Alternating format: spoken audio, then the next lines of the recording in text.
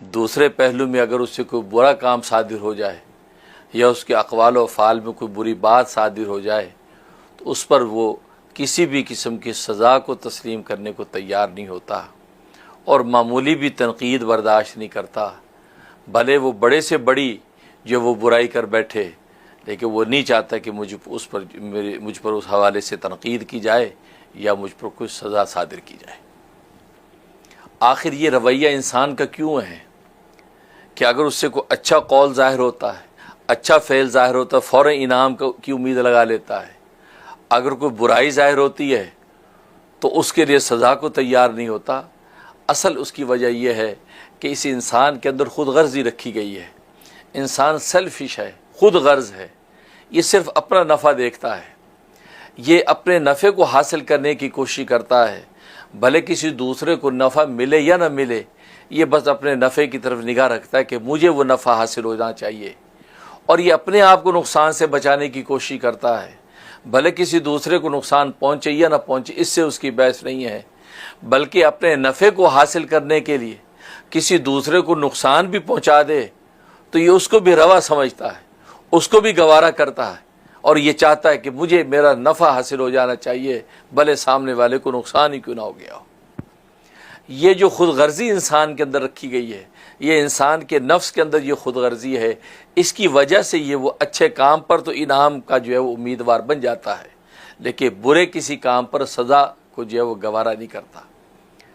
یہی وجہ ہے کہ اللہ تبارک و تعالی نے کم و بیش 1,24,000 انبیاء کرام علیہم الصلاۃ والسلام جب انسانوں کی طرف بھیجے ہیں اور ان انسانوں کو توحید کا سبق دیا، یا قوم اعبدوا اللہ ما لکم من الہ غیرہ، اے میری قوم تم اس ایک اللہ کی عبادت کرو کہ جس اللہ کے سوا تمہارا کوئی معبود نہیں ہے۔ انہوں نے جب توحید کا سبق دیا ہے، توحید کی دعوت دی، عقیدہ رسالت کو تسلیم کرنے کا حکم دیا اور عقیدہ آخرت ماننے کی طرف زور دیا ہے، تو ان لوگوں نے یہ سوچ کے انکار کر دیا کہ بھئی اگر ہم عقیدہ آخرت کو مانتے ہیں تو عقیدہ آخرت ماننے کے نتیجے میں عقیدہ توحید ماننا پڑتا ہے، عقیدہ رسالت ماننا پڑتا ہے، تو عقیدہ رسالت اور عقیدہ توحید کے انکار کا آسان راستہ یہ ہے ہم عقیدہ قیامت کا انکار کر دیں۔ اس لیے کہ عقیدہ توحید وہ بھی ان کو دنیا کے اندر نظر آتا ہے کہ کسی نہ کسی درجے میں ان کو ماننا پڑتا ہے، علمی اعتبار سے، عملی اعتبار سے، عقلی اعتبار سے، حسی اعتبار سے، شعوری اعتبار سے وہ عقیدہ توحید ان کو ماننا ہی پڑتا ہے۔ تبھی تو کہہ دیتے ہیں کہ وہ خدا تو ہمارا بڑا معبود تو وہی ہے، اور یہ چھوٹے چھوٹے معبود ہیں، یہ شفعاء ہیں، یہ مختلف امور میں ہماری اس بڑے کے سامنے سفارش کرتے ہیں۔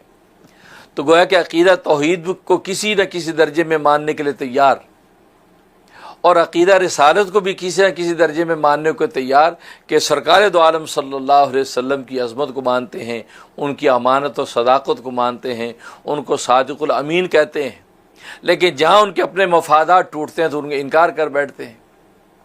لیکن عقیدہ قیامت ایک ایسا عقیدہ تھا چونکہ وہ ایک آنے والی چیز تھی، مستقبل کے زمانے کی ایک بات تھی، سامنے مشاہد نہیں تھا، لہٰذا انہیں یہ نظر آیا کہ سب سے آسان راستہ یہ ہے کہ ہم عقیدہ قیامت کا انکار کر دیں، کیونکہ عقیدہ قیامت کو عقلی اعتبار سے، علمی اعتبار سے، حسی اعتبار سے یا شعوری اعتبار سے ثابت کرنا آسان نہیں ہے، لہٰذا اس میں تو خرخشیں ہم نکال سکتے ہیں۔ جب اس میں ہم خرخشیں نکالیں گے تو نتیجہ یہ ہوگا کہ توحید اور رسالت آٹومیٹکلی ٹوٹ جائے گی۔ اور اس انکار کی وجہ کیا تھی؟ خود غرضی۔ کیوں؟ اس لیے کہ انبیاء کرام علیہم الصلاۃ والسلام نے یہ خبر دے رکھی تھی کہ اگر تم نے توحید کو نہ مانا، تم نے رسالت کو نہ مانا، اللہ کو ایک نہ مانا، اس رسول کو اللہ کا جو سچا نبی نہ مانا، تم نے اس کی تصدیق نہ کی بلکہ تکذیب کی، تو قیامت کے اندر اللہ تبارک و تعالی عدالت عادیہ لگائیں گے۔ اس عدالت عادیہ میں اللہ کے سامنے تمہاری پیشی ہوگی، تم اپنے کیے کے جواب دے ہوگے۔ اگر تم جواب نہیں دے سکو گے تو تمہیں ہولناک جہنم کے عذاب میں مبتلا کر دیا جائے گا اور تم جنتوں سے محروم ہو جاؤ گے۔ چونکہ وہاں پر بھی ان کے نقصان کی بات تھی، ان کو تکلیف اور عذاب کی بات تھی، تو انہوں نے اس عقیدہ قیامت کا انکار کر دیا۔ لیکن اگر ان کو یہ کہا جاتا کہ نہیں تمہیں جنتیں ملیں گی اور سزا اور تکلیف کا کوئی وہاں شائبہ نہیں ہے، تو یقیناً یہ عقیدہ قیامت کو بھی مان لیتے ہیں. ہاں ٹھیک ہے, ہم توحید مانے نہ مانے, ہم تک رسالت مانے نہ مانے, ہمیں آخرت میں تو جنتیں ملنی ہیں اور آخرت میں تو ہمیں انعام ملنے ہیں, تو یقیناً وہ یہ کہہ دیتے ہیں کہ ہاں عقیدہ قیامت کو ہم ایمان لاتے ہیں, واقعی قیامت قائم ہوگی, اللہ کی عدالت قائم ہوگی اور اللہ باعزت ہمیں جنتوں میں داخل کر دیں گے.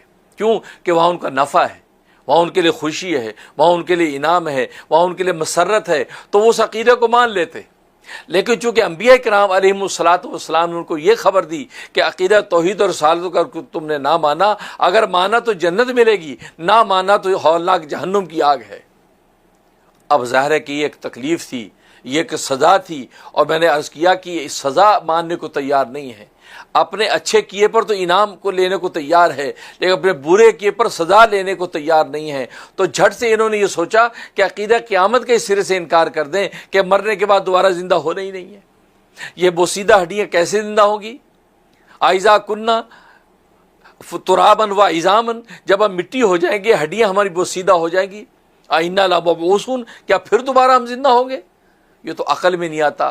یہاں تک کہ وہ سیدھے ہڈیاں اٹھا کے سرکار دو عالم صلی اللہ علیہ وسلم کی خدمت میں لے آتے ہیں کہ دیکھیں جی یہ بوسیدہ ہڈی, یہ بھربھری ہڈی یہ زندہ ہوگی, اس میں حیات پیدا ہوگی. کیا بات کرتے ہیں؟ اتنا عقل مانتی ہے, نہ مشاہدہ مانتا ہے کہ یہ بھربھری ہڈیاں جو مٹی ہوگی دوبارہ زندہ ہوگی. ان میں اللہ دوبارہ کیف یحیی العظام, اللہ ان مردہ ہڈیوں کو زندہ کرے گا کیسے؟ استہزاء اڑانے لگے, تضحیک کرنے لگے, اعتراض کرنے لگے. ظاہر ہے کہ ان کے لیے بڑا آسان تھا, کیونکہ عقل اس کو تسلیم کرتی نہیں, مشاہدہ اس کا معاون ہوتا نہیں, تو بڑی آسانی سے ہم اس عقیدے کو توڑ سکتے ہیں. جب یہ عقیدہ ٹوٹا تو توحید اور رسالت کو ماننے کا تصور ختم ہو گیا.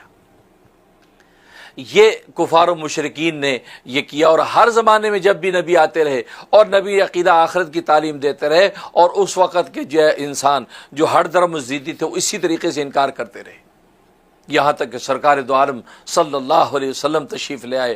آپ نے بھی ظاہر ہے کہ یا قوم عبد اللہ ما لکم من الہ غیر کا تصور پیش کیا, اور فرمایا قولوا لا الہ الا اللہ تفلحون, تم لا الہ الا اللہ کہہ دو, دل سے تصدیق کر دو, زبان سے اقرار کر لو, تو تفلحون, تم فلاح پا جاؤ گے. یعنی دنیا کی بھی فلاح بھی تمہارے قدم چومے گی, اور آخرت میں بھی اللہ تبارک و تعالی اپنی جنت اور رضا تمہارے سامنے پیش کر دیں گے. جب سرکار دو عالم صلی اللہ علیہ وسلم نے یہ تصور پیش کیا تو پھر وہی بات, وہی خود غرضی انکار کر دیا کہ نہیں کوئی عقیدہ آخرت نہیں ہے, یہ بوسیدہ ہڈیاں کیسے زندہ ہوں گی. یہاں تک کہ بحث و مباحثے شروع ہو گئے, ایک دوسرے سے سوال کرنے کے, بھئی کیسے زندہ ہوں گے, کیسے زندہ ہوں گے, قیامت کیسے برپا ہوگی, یہ تو عقل میں نہیں آتی. جب مٹی میں مٹی ہوگے دوبارہ مٹی میں سے انسان پیدا کیسے ہوگا؟ اور پھر اللہ تبارک و تعالی ظاہر ہے قرآن کریم میں مختلف عنوان سے, کئی نقلی دلائل سے, کئی عقلی دلائل سے, کئی شعوری اور مشاہداتی دلائل سے اللہ تبارک و تعالی نے اس عقیدے کو ثابت فرمایا کہ نہیں مرنے کے بعد دوبارہ زندہ ہونا ہے. جب تم بالکل معدوم تھے, تم بالکل نتھنگ تھے, تم تھے ہی نہیں, تم عدم تھے, تو عدم کو ہم نے وجود بخش دیا, اور وجود ہونے کے بعد صرف وجود تمہارا جو ہے وہ بکھر گیا اس زمین کے اندر, اس وجود کے ذرات کو دوبارہ اسمبل کرنا تمہارے لیے زیادہ آسان تھا پہلی تخلیق سے. پہلے پیدا کرنا مشکل تھا, جو سرے سے ہم نے نیا انسان پیدا کرنا تھا, جب وہ پیدا کر دیا تو اللہ تبارک و تعالیٰ کی قدرت نہیں کہ وہ ذرات جو زمین میں پھیلے ہوئے ہیں, ایک مقناطیس کے اندر وہ طاقت ہے کہ اگر اس کو مٹی کے اندر یوں کھینچتے چلے جائیں وہ لوہے کے ذرات اکٹھے کر لیتا ہے. تو کیا اللہ تبارک و تعالیٰ جس نے مقناطیس کے اندر کشش رکھی ہے, کیا اس کی کن فیکون کے حکم میں وہ طاقت نہیں کہ ایک کن کہے اور فیکون ہو جائے, اور سارے کے سارے مردہ زندہ ہو کر میدان حشر میں اللہ کے سامنے کھڑے ہو جائیں؟ تو بے شک اللہ تبارک و تعالیٰ کے اندر یہ قدرت و طاقت ہے, اس کی کن فیکون سے آسمان و زمین نے تخلیق پکڑی ہے. اس لیے اللہ تبارک و تعالیٰ نے سورۃ النبا کے اندر اسی مضمون سے شروع فرمایا کہ اما یتساءلون, اما یتساءلون. اور سورۃ النبا یہ قرآن کریم کے آخری پارے کی پہلی سورت ہے, اور اس سورت کے دو نام ہیں, ایک سورۃ النبا اور دوسرے سورۃ تساؤل. نبا کا معنی خبر دینا, نبا خبر کو کہتے ہیں عربی میں, اور اس سورت کا نام خبر اس لیے رکھا, یہ بتلانا مقصود ہے کہ حقیقت میں کوئی چیز اگر خبر کہلانے کی حقدار ہے تو صرف یہی سورت ہی حقدار ہے. اس سورت میں اللہ تبارک و تعالی جو مضمون پیش کیا, یعنی عقیدہ آخرت کا اور قیامت کا جو مضمون پیش کیا، حقیقت میں یہ مضمون ہی خبر کہلانے کا حقدار ہے۔ اگرچہ دنیا میں بہت سی خبریں پھیلی ہوتی ہیں، یہ بھی خبر وہ بھی خبر، آئے دن اخباروں کی خبر، آئے دن ٹیلی ویژنوں کی خبر، آئے دن آسمان و زمینوں کی خبر، کتنی خبریں پھیلی ہوئی ہیں، لیکن اللہ تبارک و تعالی نے سورت کا نام ہی خبر رکھ دیا، اشارہ اس بات کی طرف کر دیا کہ حقیقی معنی میں اگر خبر کہلانے کی حقدار کوئی چیز ہے تو صرف و صرف یہ مضمون، قیامت کا جو مضمون ہے، یہ خبر کہلانے کا حقدار ہے۔ باقی ساری خبریں کائنات کی ہیچ ہیں، سب سے بڑی خبر یہی ہے۔ اور حقیقت میں انسان اگر دیکھے دنیا میں جتنے بھی اقوال و افعال انسان کرتا ہے، یا اہل ایمان جو کچھ عبادات اور اللہ کی اطاعت کرتے ہیں، اس میں صرف وہ جو خبر ہے یعنی قیامت ہی کا ایک تصور و خوف ہوتا ہے، وہ ایک فکر آخرت ہی ہوتی ہے کہ جس کی وجہ سے انسان 5 ٹائم نماز پڑھتا نظر آتا ہے، رمضان کے روزے رکھتا نظر آتا ہے، زکوٰۃ ادا کرتا نظر آتا ہے، حج پر لبیک اللہم لبیک کے نعرے لگاتا نظر آتا ہے، لوگوں کے ساتھ اخلاق حسنہ کے ساتھ پیش آتا ہے، اللہ کے حقوق کو ادا کرتا ہے، اللہ کے بندوں کے حق میں حق تلفی نہیں کرتا ہے۔ کیوں؟ وہ کون سا خوف ہے؟ وہ قیامت ہی کا ایک خوف ہے کہ مرنے کے بعد اللہ کو کیا جواب دے گے۔ اس لیے وہ اتنی بڑی خبر ہے کہ دنیا کے سارے حرکات و سکون اس پر مدار کر رہے ہیں۔ اسی وجہ سے انسان دنیا میں اچھائی کرتا ہے تاکہ اچھائی کا بدلہ آخرت میں مل جائے، اسی وجہ سے دنیا میں برائی سے بچتا ہے تاکہ آخرت کے اندر کی برائی کا جواب نہ دینا پڑے۔ اس لیے یہ سورۃ نبا واقعی بہت بڑی خبر ہے۔ اور عجیب بات یہ ہے، کسی بھی خبر کے اندر عظمت 3 وجہ سے پیدا ہوتی ہے۔ یا تو اس کے اندر عظمت ذات کے اعتبار سے ہوتی ہے، یا اس کے اندر عظمت مضمون کے اعتبار سے ہوتی ہے، یا اس کے اندر عظمت احوال کے اعتبار سے ہوتی ہے۔ یا تو ذات کے اعتبار سے اس خبر کے اندر عظمت ہوتی ہے۔ ذات کے اعتبار سے عظمت کا مطلب یہ کہ اس کو بیان کرنے والا، اس کو خبر دینے والا جو مخبر صادق ہے، وہ بہت عظیم المرتبت ہوتا ہے، اتنی عظیم الشان ذات ہوتی ہے کہ اس کی کوئی نظیر نہیں ہے۔ اس وجہ سے اس خبر کے اندر ذات کے اعتبار سے عظمت پیدا ہو جاتی ہے کہ وہ اپنی ذات میں ہی بڑی عظمت والی ہے، کیونکہ اس کی خبر دینے والا عظمت والا ہے۔ اور یا باعتبار مضمون کہ اس کا مضمون بڑا عجیب و غریب ہوتا ہے، اس وجہ سے اس کے اندر عظمت پیدا ہو جاتی ہے۔ اور ظاہر ہے کہ یہ جو قیامت کی جو خبر ہے، اس خبر کو دینے والا کون ہے؟ خود رب کائنات ہے، رب ذوالجلال ہے، آسمان و زمین کا خالق ہے، جس نے 7 آسمان کی جو بلند کھڑے کر دیے، جس نے زمین کو وسیع بنا دیا، آبشاروں کو حسن دے دیا، پہاڑوں کو وقار عطا کر دیا، پرندوں کو چہچہٹ دے دی، سبزے کو لہلہٹ دے دی، دریاؤں کو روانی دے دی، جسے ساری کائنات ایک کن فیکون کی طاقت سے 6 دن کے اندر بنا دی، وہی رب کائنات کن فیکون کی طاقت کے ساتھ ایک نفخہ اولیٰ کے ساتھ ساری کی ساری کائنات کو تہس نہس کر دے گا۔ یہ خبر خود مخبر صادق دے رہا ہے، وہ عظیم الشان ذات دے رہی ہے کہ میں نے ہی اس آسمان و زمین کو قائم کیا، اور میں ہی ایک سور پھونکنے سے ساری کی ساری کائنات کو تباہ و برباد کر دوں گا، اور یہ قیامت برپا ہو جائے گی۔ ذات تو خبر دینے والا عظیم ہے، تو لہٰذا ذات کے اعتبار سے اس خبر کے اندر عظمت پیدا ہو گئی، یہ عظمت والی خبر۔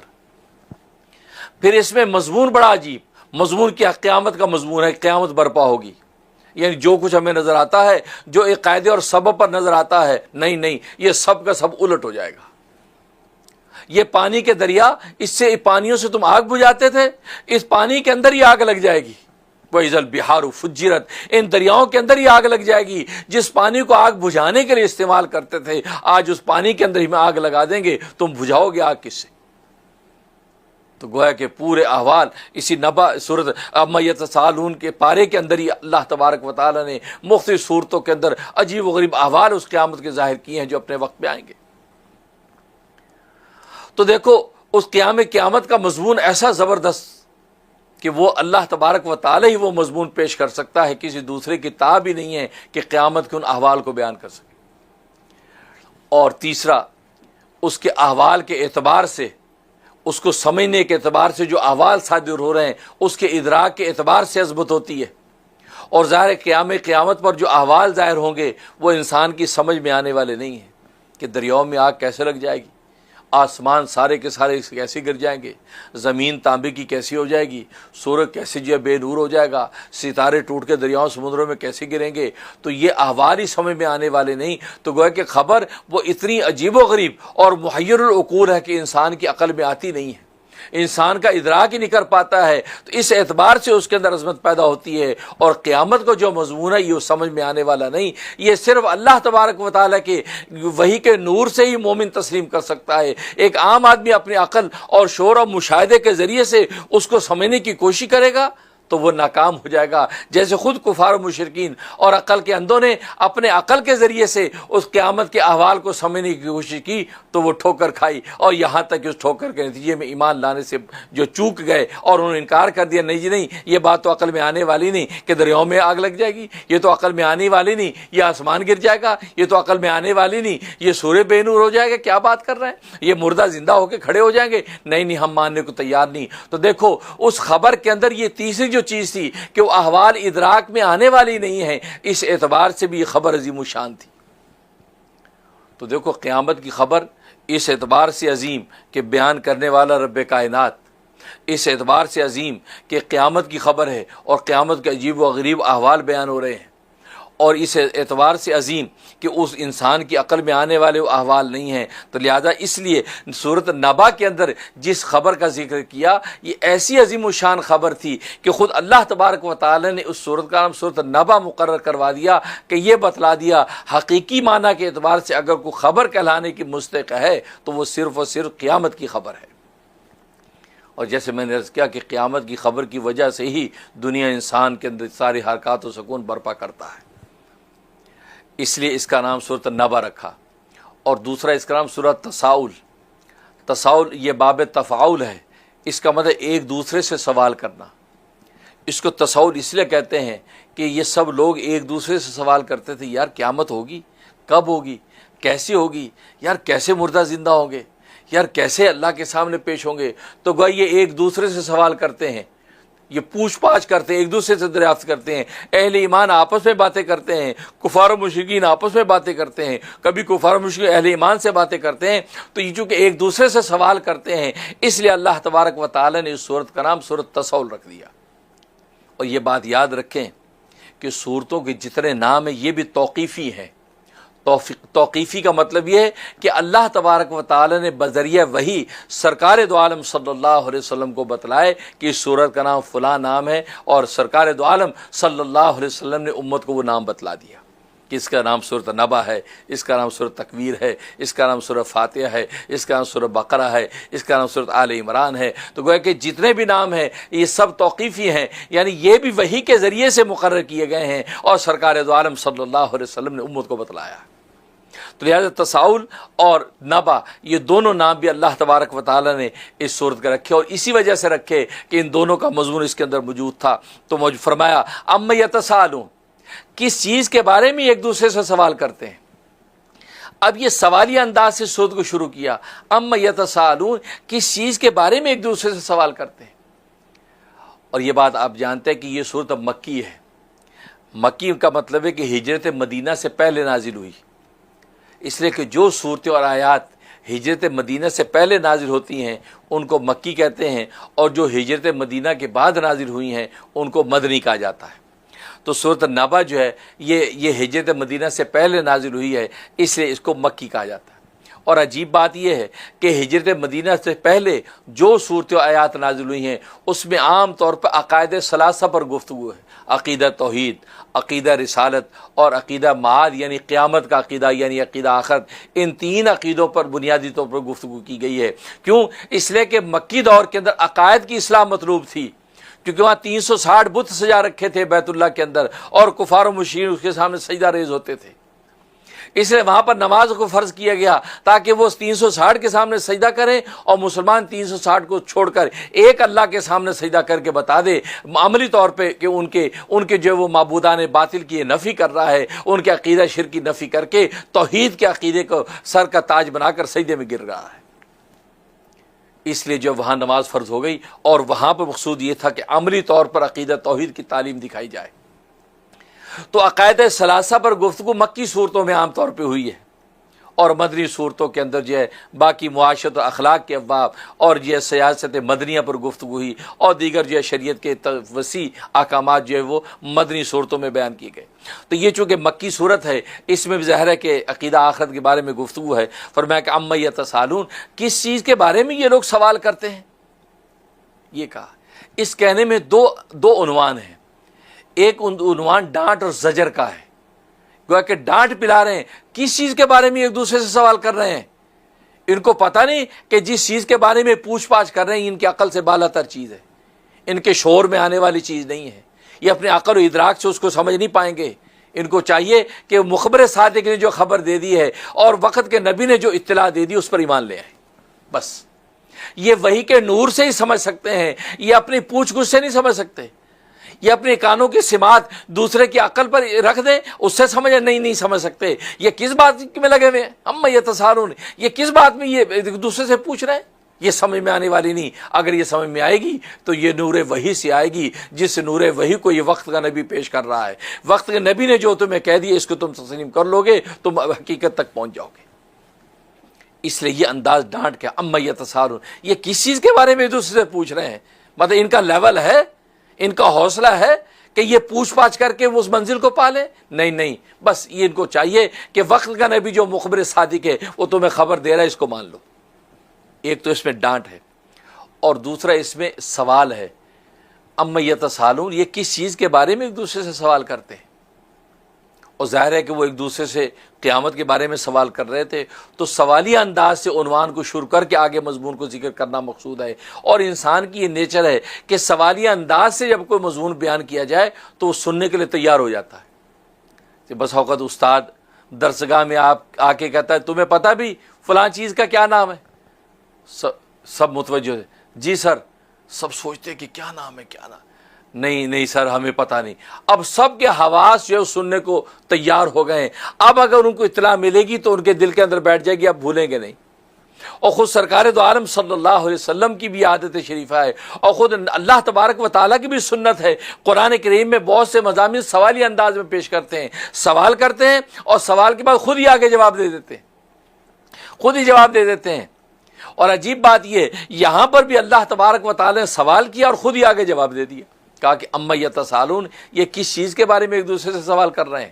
اب یہی بات کی تو سب متوجہ ہو گئے، مومن کافر مشرک موحد سب متوجہ ہو گئے. بھئی کیا اللہ کیا کہنا چاہتے ہیں؟ متوجہ ہوئے تو ساتھ ہی کہا عن النبأ العظیم، یہ ایک بہت بڑی خبر کے بارے میں ایک دوسرے سے سوال کر رہے ہیں. نبأ عظیم، نبا میں نے بتایا کہ نبا کہا، نبا خود اپنی ذات میں عظیم الشان خبر تھی، پھر عظیم کی بھی قید لگا کر اس کی عظمت کو اور بڑھا دیا. بہت بڑی عظیم الشان خبر کے بارے میں سوال کر رہے ہیں.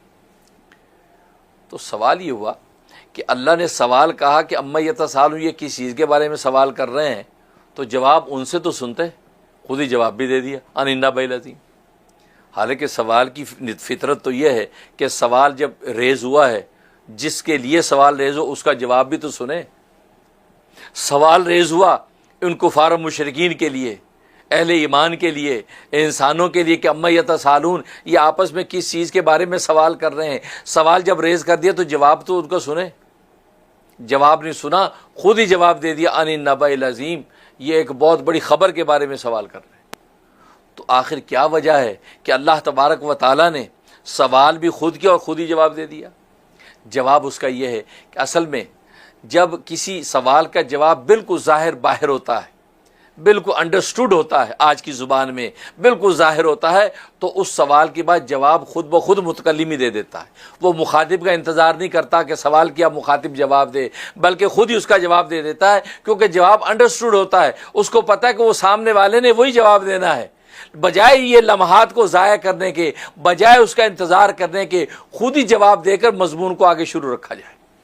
اس لیے یہاں پر بھی چونکہ اما یتساءلون کس چیز کے بارے میں یہ سوال کر رہے ہیں، تو چونکہ سوال بالکل ظاہر، اس کا جواب بالکل انڈرسٹوڈ تھا، اس لیے اللہ تبارک و تعالیٰ ان کے جواب کا انتظار نہیں کیا، فوراً کہہ دیا عن النبأ العظیم، یہ ایک عظیم الشان خبر کے بارے میں سوال کر رہے ہیں. عن النبأ العظیم، نبأ عظیم فرمایا الذی ھم فیہ مختلفون، اور یہ وہ نبأ عظیم ہے جس کے بارے میں ایک دوسرے سے اختلاف کر رہے ہیں.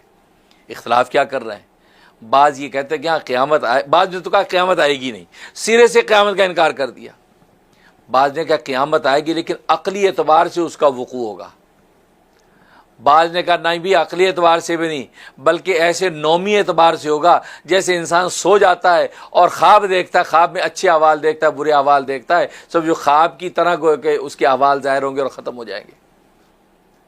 تو بعض نے کہا کہ اس کا جو تناسق کے اعتبار سے اس کا جو وجود ہوگا، یعنی دنیا کے اندر جو آدمی مر گیا ہے اس کے برے اور اچھے اعمال کی سزا جزا دنیا کے اندر ظاہر کر دی جائے گی، گویا کہ اس کی روح کسی دوسری روح کے اندر جو ہے سرایت کر جائے گی۔ اس طریقے سے دنیا کے اندر ہی اس کی جنت ہوگی، دنیا کے اندر اس کی دوزخ ہوگی۔ وہ آخرت میں جنت اور دوزخ کا وجود اور تصور نہیں ہے۔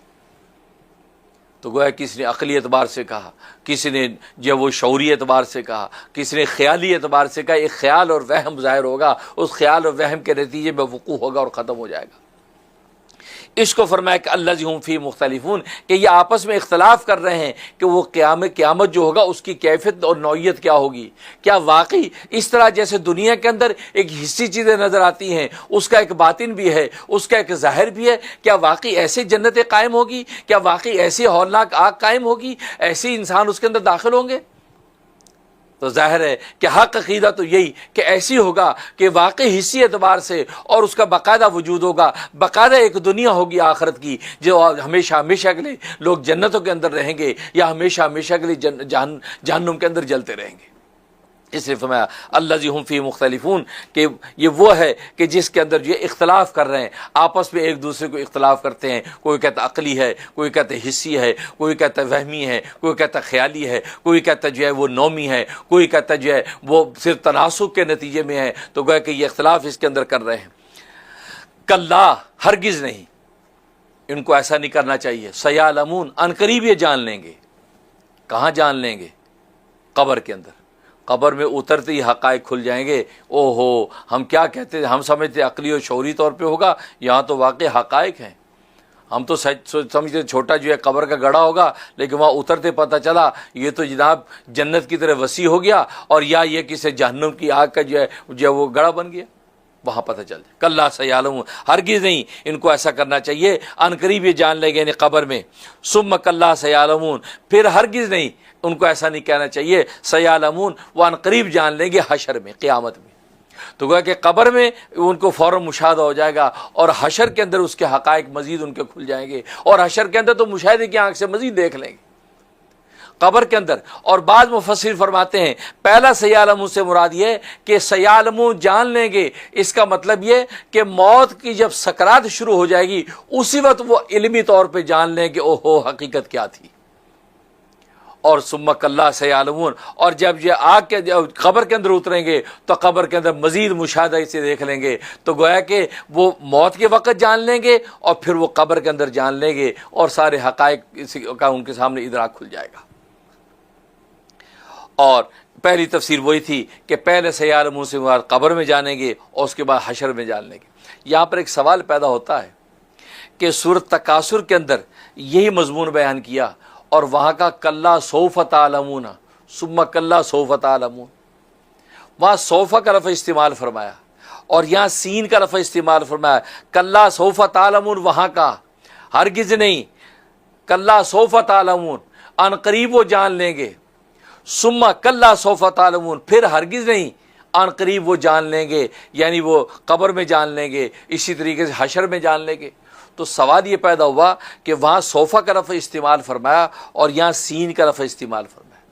سین جو وہ قریب کے لیے آتا ہے، قریب ہے، فوراً قریب ہے کہ وہ جان لیں گے قبر میں، قریب ہے کہ وہ جان لیں گے حشر میں، تو وہاں تو قریب کے لیے سین استعمال ہوتا ہے، اور یہاں پر صوفہ استعمال کیا، صوفہ بعید کے لیے آتا ہے، دور کے لیے آتا ہے۔ تو یہ کیا بات ہوئی، ایک ہی مضمون کے بارے میں کہا جا رہا ہے، ایک کے بارے میں سین استعمال کیا کہ قریب ہے کہ جان لیں گے، اور دوسرے بارے میں صوفہ استعمال کیا کہ دور کر دیا، بعید ہے کہ اس کو جان لیں گے۔ ایک کے لیے بعید کا تصور، ایک کے لیے جب وہ قریب کا تصور، حالانکہ مضمون ایک ہی ہے۔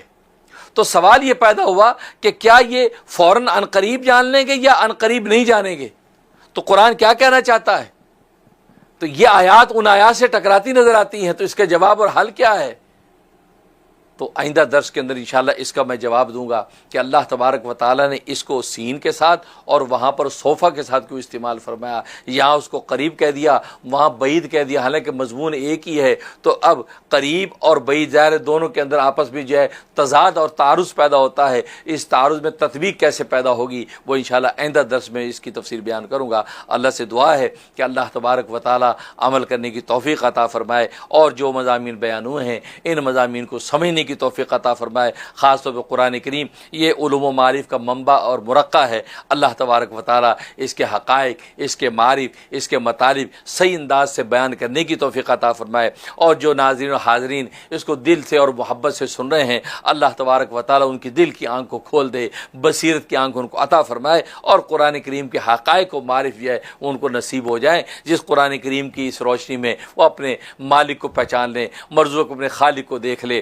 مخلوق اپنے خالق کا پتہ ڈھونڈ لے، مملوک اپنے مالک کے اشارے پر سجدوں میں گرنے والا بن جائے اور قرآن کریم کی تلاوت والا بن جائے۔ اللہ تبارک و تعالی ہم سب کو جو ہے وہ جو ہے قبول و منظور فرمائے، اور اس حوالے سے ہماری مدد و نصرت فرمائے۔ وآخر دعوانا ان الحمدللہ رب العالمین۔ ابھی انشاءاللہ ذکر کریں گے، تو آپ حضرات تشریف رکھیں، انشاءاللہ باقاعدہ ذکر ہوگا، اور ذکر کے بعد انشاءاللہ دعا کریں گے۔ ذکر سے پہلے 1 مرتبہ سورہ فاتحہ، 13 مرتبہ سورہ اخلاص اور 11 مرتبہ درود شریف پڑھ لیں۔ اعوذ باللہ Allah is calling you. ایاک نعبد Allah is calling you. قل هو اللہ احد اللہ الصمد قل هو اللہ احد اللہ الصمد Allah is calling you. Allah is calling you.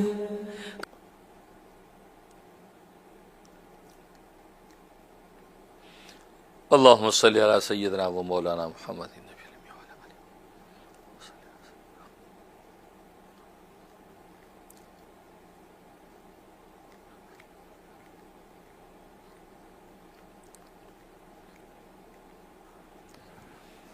ابھی میں انشاءاللہ مناجات کے اشعار پڑھوں گا، اور جب میں کہوں گا کہ اب تو رہے بس تادم آخر ورد زباں اے میرے الہ، تو آپ سب ایک زبان کہیں گے لا الہ الا اللہ، لا الہ الا اللہ۔ یار رہے یا رب تو میرا اور میں تیرا یار ہوں، یار رہے یا رب تو میرا اور میں تیرا یار ہوں، مجھ کو محبت فقط ہو تجھ سے، خلق سے میں بیزار ہوں، ہر دم ذکر و فکر میں تیرے مست رہوں، سرشار رہوں، ہوش رہے نہ مجھ کو کسی کا، تیرا مگر ہوشیار ہوں، اب تو رہے بس تادم آخر ورد زباں اے میرے الہ، لا الہ الا اللہ، لا الہ الا اللہ، لا الہ الا اللہ، لا الہ الا اللہ، لا الہ الا اللہ، لا الہ الا اللہ، لا الہ الا اللہ، لا الہ الا اللہ، لا الہ الا اللہ، لا الہ الا اللہ، لا الہ الا اللہ، لا الہ الا اللہ، لا الہ الا اللہ، لا الہ الا اللہ، لا الہ الا اللہ، لا الہ الا اللہ، لا الہ الا اللہ، لا الہ الا اللہ۔